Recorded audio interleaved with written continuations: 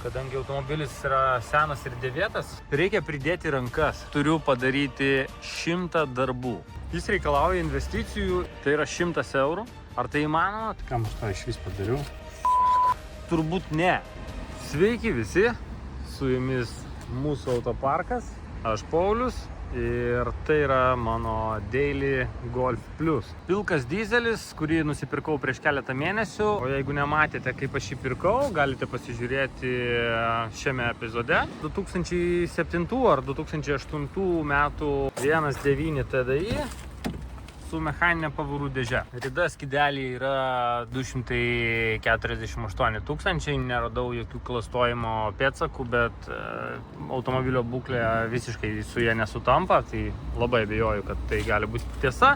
Galbūt 6 iš 10, tai mano šeimyninis automobilis, važiuoti į kažkokias tolimesnės keliones ir tvarkyti kasdieninius reikalus.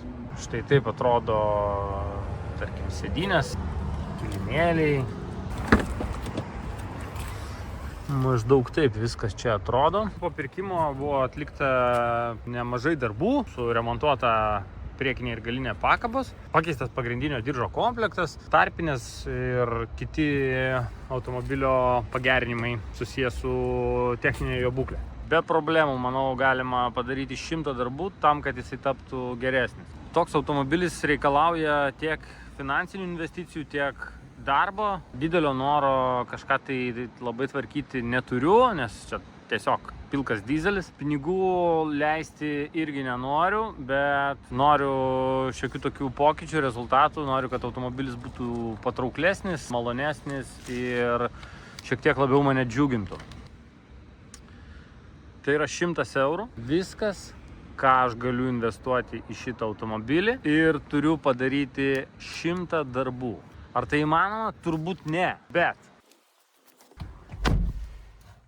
pabandyti verta. Automobilis reikalauja pačių įvairiausių dalykų, tiek smulkmenų, tiek didesnių darbų. Stengsiuos labai efektyviai išnaudoti tuos 100 eurų ir pagrinde, aišku, darysim tos darbus, kurie nieko nekainuoja. Kiekvieną padarytą darbą aš jums parodysiu ir matysim skirtumą.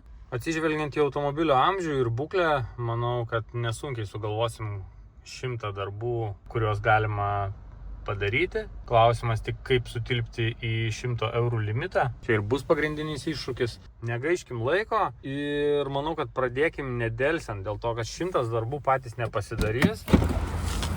Čia beje yra nauji kilimėliai, kuriuos nusipirkau dar prieš šitą challenge. Iš šito kilimėlio liko tiek maždaug. Tų kilimėlių aš dabar nedėsiu, bet tai bus vienas iš darbų ir jis nieko nekainuos, nes jie buvo nupirkti anksčiau. Juos įdėsim tiesiog kažkuriame darbų etape. Tai vat, važiuojam. Keliaujam dabar į servisą ir bandysim padaryti pirmąją 10 darbų. Na štai, esame dirbtuvėse, taigi pats laikas pakalbėti apie iššūkio taisyklės. 100 darbų už 100 eurų. Iššūkio taisyklės. Darbą užskaitysiu, jeigu tai bus. Remontas, pavyzdžiui, kai kažką sutaisai ar pakeiti dalis. Valymas, pavyzdžiui, išorės, vidaus, variklio skyriaus ir panašiai. Diagnostika, pavyzdžiui, būklės įvertinimas ar gedimo paieška. Aptarnavimas, pavyzdžiui, kažkokio mazgo pravalymas, sutepimas, pramankštinimas ir taip toliau. Patobulinimas, pavyzdžiui, automobilio savybių gerinimas, modifikavimas ar pritaikymas savo poreikiams. Restauravimas, pavyzdžiui, dalies ar komponentų remontas. Biudžetas yra 100 eurų. Šiuos pinigus galiu išleisti dalims ir kitoms prekiams, susimokėti už paslaugas, pavyzdžiui, plovyklą ar kitų atliktą darbą. Priemonės ir įrankiai, kuriuos jau turiu, man nieko nekainuos. Jei turiu galimybę, įrankius galiu skolintis. Dalių ir paslaugų skolintis negaliu, nebent kažkas tai atlieka nemokamai. Pavyzdžiui, akcijos ir taip toliau. Skaitysis tik tie darbai, kuriuos parodysiu prieš ir po. Paaiškinsiu, kaip ir kodėl jie daromi. Nuolat rodysiu ataskaitą, kiek pinigų liko 100 eurų biudžete ir kiek darbų iš 100 dar reikia padaryti. Jeigu jau matote, kokį darbą reikėtų atlikti šiam golfui ir jis neištaškys biudžetą, parašykit komentaruose. O aš pradedu nuo pirmojo darbo, išsiurbsiu šias dulkėtas sėdynės ir pažiūrėsiu, kaip jis atrodo. Šiam darbui naudosiu dulkių siurblį atsivežtą iš savo sandėliuko. Turiu keletą antgalių, taigi su jų pagalba ir išsiurbsiu sėdynės, galinę ir priekinės.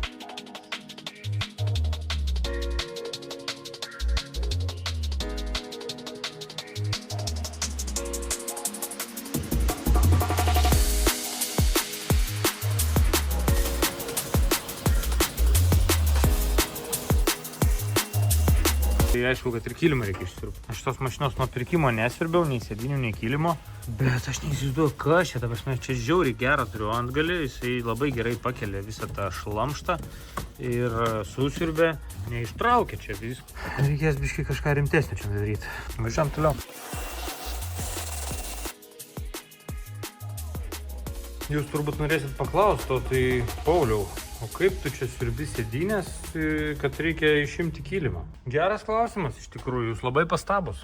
Tai besiurbdamas kilimą, aš pastebėjau, kad kilimas yra šlapės. Štai čia.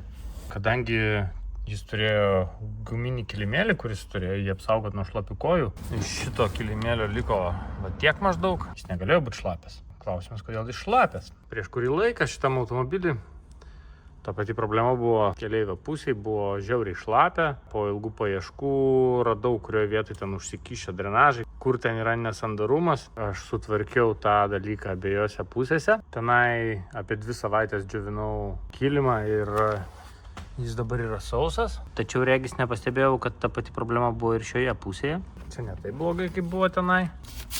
Čia yra šlapė, drėgna. Va šitą va medžiagą aš išėmiau, šitą kempinę.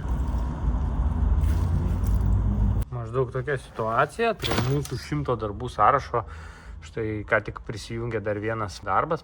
101 dalmantinas. Turiu visą tai išdžiovinti, tada galėsiu tęsti darbus. Taip pat jūs turbūt klausėte, kas čia per baltas laidas, kurį matėme praeitoje serijoje. Aš vis dar nežinau, bet žinau, kad toj pusėje irgi yra toks pats baltas laidas. Žodžiu, kada nors sužinosim, o dabar reikia čia viską išsiurbti, kiek įmanoma nusausinti ir ieškoti būdų, kaip tai išdžiovinti. Tiek smėlio pribirėjo išėmus greičio pedalą.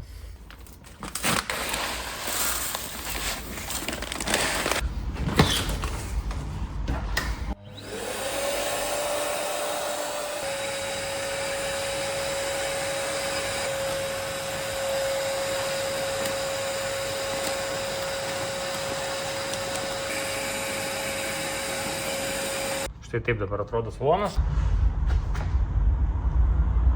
Išsiurbus matosi, kad jam reikės cheminio valymo. Tikriausiai tą netolimoje ateityje ir padarysim. Tačiau ar gali kas nors pasiginčyti, kad salonas nėra išsiurbtas? Beje, Golfo Pliuso salonas va taip moka daryti.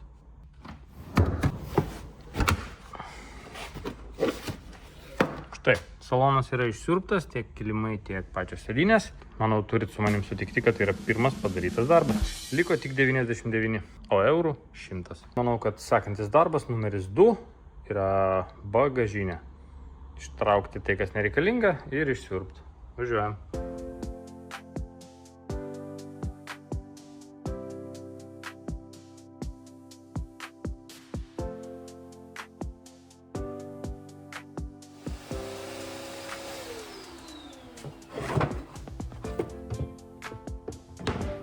Na štai, bagažinė išsiurbta, neišvalyta, nepadarytas cheminis valymas, deep cleaningas, super shine'as ar detailingas ar dar kažkas tai. Bagažinė tiesiog yra išsiurbta. Kai plauni automobilį arba valai jį, tu su juo susipažįsti. Jeigu tu tiesiog važiuoji su juo, vairuoji, tu nepastebi kai kurių dalykų. Ir kai tu pradedi siurbti, plauti, tada pamatai detalės įvairias. Pamatai arba prisimeni. Čia nežinau, jūs man paaiškinkit, kas tai yra, kažkoks kosmosas. Čia yra dažais aptaškyta. Aš nežinau, galbūt kai dažė bagažinės dangtį kažko tai nepadarė, ar sprogo kažkokia dažų statinė šalia, bet čia yra aptaškyta. Guma čia, tai čia irgi vienas iš darbų. Pabandysim kažkaip tai išvalyti šitą visą dalyką. Net yra ir tenai. Tai vienas darbas štai čia. Kol darėm vieną darbą, jau turim dar vieną darbą. Ir čia irgi trūksta štai tokio dalyko. Aš jį pats sulaužiau čia kažką sunkaus veždamas, tai jisai kažkur yra, tikiuosi, kad rasiu ir pataisysim. Toliau. Nėra bagažinės grindų, čia yra jau pats dugnas, o čia dar turi būti toksai vienas sluoksnis. Ten va jisai tvirtinasi. kažkur tai čia gulasi ir, žodžiu, turi būti tokios lygios grindys. Man kaip ir patinka, čia daug talpos, bet tai, aišku, yra specifinė Golfo pliuso detalė. Nuo paprasto Golfo netiks ir nuo nieko čia nepritaikysi, tai arba reikės labai brangiai pirkti nuo Golf pliuso. Tai turbūt, jeigu aš pabandysiu nusipirkti, tai tiesiog pusę savo fondo ištaškysiu. Tai pabandysim, galbūt sugalvosim kažkokį tai kūrybingą būdą. Ir pasigaminsim. Sutikit su manim, bagažinė yra išsiurbta. Tai yra darbas numeris 2. Pažiūrėkim, ką prisiurbėm. Obana. Lietuviškas euras. Nebus čia sukčiavimas, jeigu į biudžetą mūsų ateis euras 10. Parašykit komentaruose. 2 darbai padaryti, nestabdom, judam toliau. Šitą detalę aš radau siurbdamas bagažinę ir suprantu, kad ji buvo čia. Pabandom dabar sutaisyti. Čia yra tokia spiroklytė, kurią reikia kažkaip tai užtaisyti, tam, kad šitas dangtelis veiktų. Ir jeigu aš tai padarysiu ir tada įstatysiu viską į vietą, tai bus trečias mūsų padaryti. Spiroklytė gerai kerta.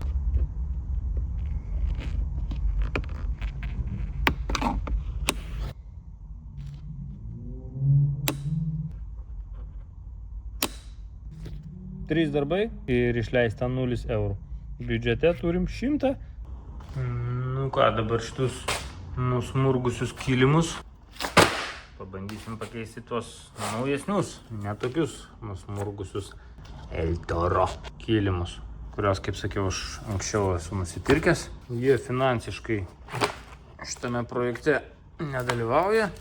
Tiesiog reikia juos išpakuoti ir pasižiūrėti, ar jie tinka. Na, jeigu jau netinka, tai jau ką padarysi? Jau vėlų. Anksčiau reikėjo galvoti. Atrodo, tinka. Čia vat yra tokia... Reikės čia prapjaut kažką. Jo, čia reikės prapjaut.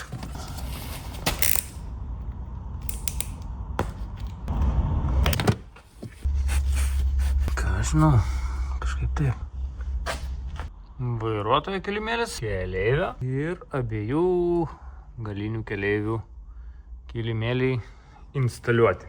Čia, kaip matote, viskas išardyta, vyksta reakcija, sutraukinėjama drėgmė.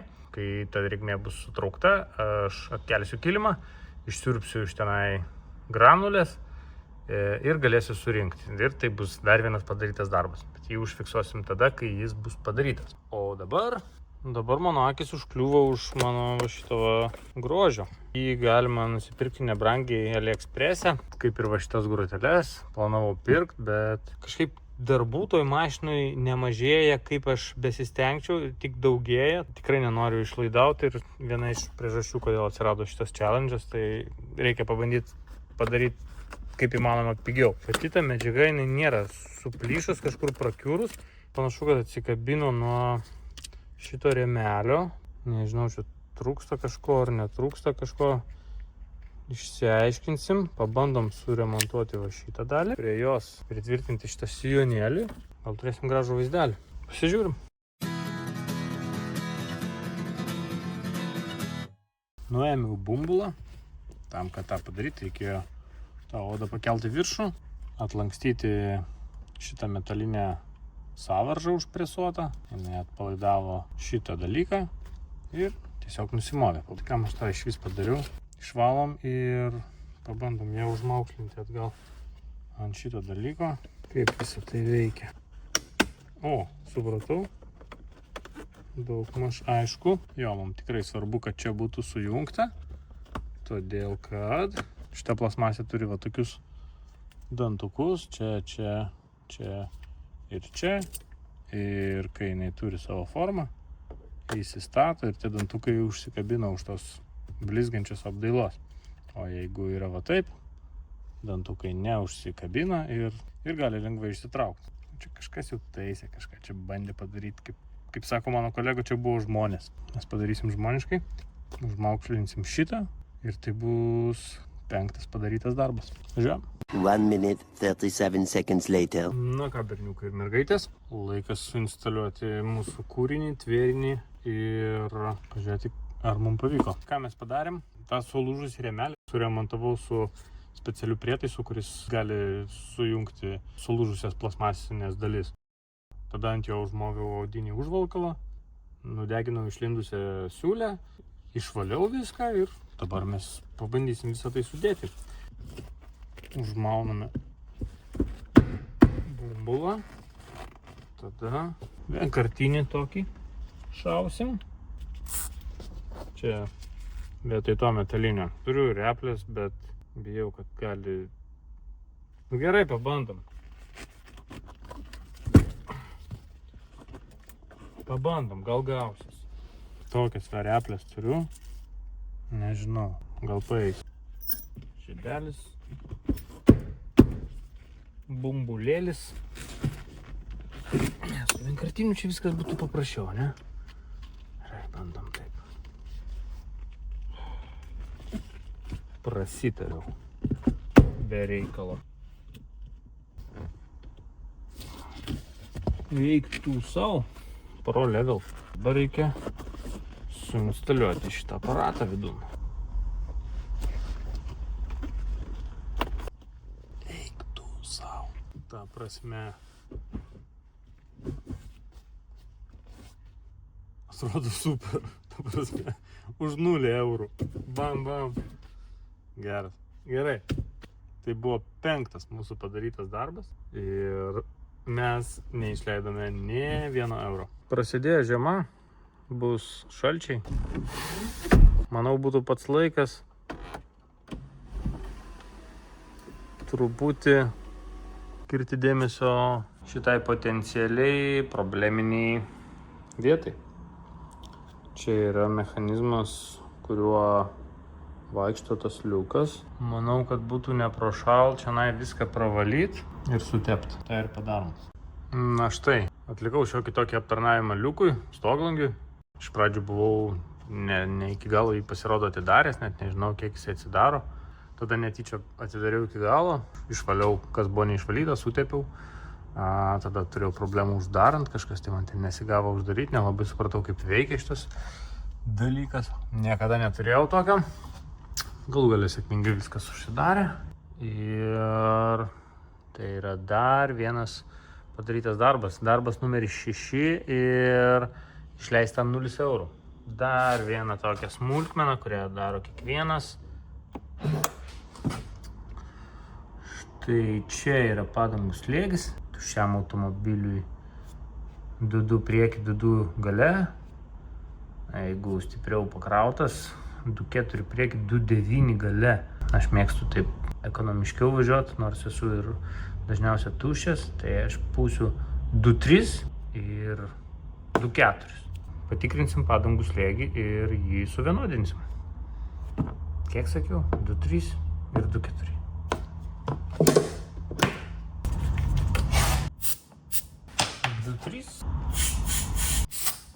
Du 4. Galas 2,4. Ir priekis 2,3. Job done. Tai buvo 7. darbas ir mes išleidome 0 eurų. Ai, tu čia padangas pripūti ir sakai, kad padarai darbą. Nu, taip. Šitas automobilis neturi TPMS sistemos. Jisai nežino pats ir negali man pranešti, jeigu kažkurioje padangui trūktų oro. Ir jeigu automobilis man nepraneš apie skirtingą slėgį ir aš pravažinėsiu visą sezoną, aš tiesiog sugadinsiu padangas. Tai yra svarbu. Ta retkarčiais reikia pasidaryti kiekvienam. Jeigu jūsų automobilyje nėra TPMS sistemos, jeigu yra ir ypač ekrane rodo, tai viskas valio, važiuojat ir žiūrit, o jeigu nėra, sustojat degalinį ir pasimatuojat.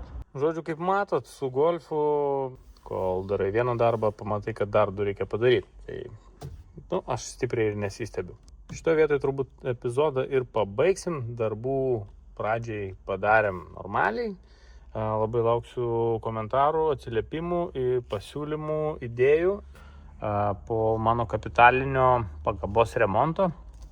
Pasikeitė automobilio aukštis, buvo su sena pakaba, jis buvo visiškai susėdęs, suremontavus ten viskas visai kitaip dabar. Mano akim žiūrint, žibintai šviečia per aukštai, aš nusistačiau ant 2-tuko. Vienas iš dalykų, ką aš norėčiau pasidaryti, tai susireguliuoti tinkamai žibintus.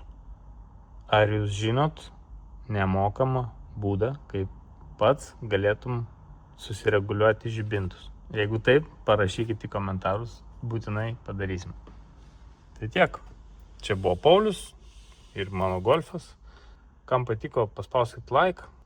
Ačiū, kad žiūrit ir pasimatysim kitoj serijoje. Iki.